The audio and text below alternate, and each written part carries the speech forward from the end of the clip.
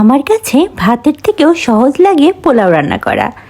চটজলদি হয়ে যায় বলে এটা আমার কাছে খুবই সহজ লাগে। আজকে রান্না করব পোলাও। খুব সহজ, বাট নতুনদের জন্য অনেক ইজি হবে। আসসালামু আলাইকুম। প্রথমে আমি এখানে নিয়ে নিয়েছিলাম ঘিয়ের মধ্যে বেশ খানিকটা পেঁয়াজ, কাঁচামরিচ, এলাচ, দারচিনি আর আদা রসুন পেঁয়াজের পেস্ট দিয়ে ভালো করে একটু কষিয়ে নিচ্ছি কিছুক্ষণ। দুটো তেজপাতা আর কাঁচামরিচ দিয়েছিলাম 2টা। ভালো মতো কষিয়ে নিলাম কিছুক্ষণ।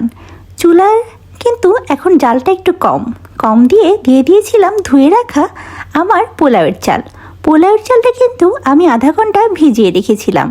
এতে করে পোলাওটা অনেক ভালো হয়। এখন সুন্দর করে মিশিয়ে নিব কিছুক্ষণ। তারপরে কিন্তু দিয়ে দিব আমি এর মধ্যে কিছু পরিমাণ মতো লবণটা দিয়ে গরম পানি দিয়ে দিব পরিমাণ মতো, আর দিয়ে দিব 1 কাপ দুধ। এটা দিলে পোলাওটা অনেক বেশি মজা লাগে।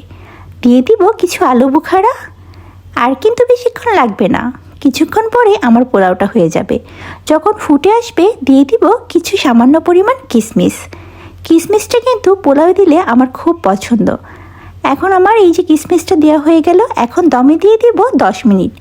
এই টোটাল পোলাওটা রান্না করতে কিন্তু আমার মাত্র 20 মিনিট সময় লেগেছে। ভাতের থেকে পোলাও আমার বেশি পছন্দ, তাই যখন তখন এই পোলাওটা আমি বাসায় করে ফেলি। এই যে আমার পোলাও রান্নাটা কিন্তু একদম কমপ্লিট।